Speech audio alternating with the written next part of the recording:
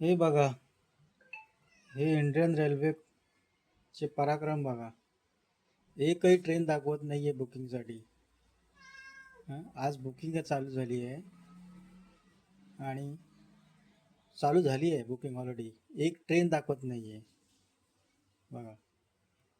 काय दाखवते? No direct trains available Kankavli to Dadar.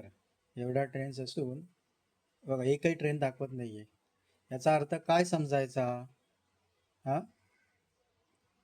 काय समजायचं म्हणजे तुम्हाला काय करायचं आहे? हा तुमचा फ्रॉडच झालाय ना, स्कॅमच आहे ना हा. काय समजायचं याचा अर्थ? सामान्य माणसाला तुम्ही एवढे मूर्ख बनवताय. हा, बघा, आमचे कोकणातले आमदार खासदार बघा हे जरा. हा, याच्याकडे जरा लक्ष द्या. कोकणातली ह्या लोकांची अपेक्षा एवढीच असते, निदान गणपतीत तरी ते सुखाने जातील. बघा, 5 मिनिटापासून बसलोय, वेळ होऊन गेली आहे बुकिंगची आणि ट्रेनच दाखवत नाहीये. हे आहे इंडियन रेल्वे.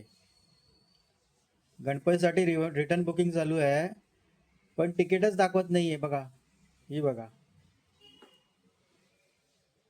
20 तारीख आज बुकिंग आहे, तिकीटच दाखवत नाहीये. काय म्हणायचं याला आता?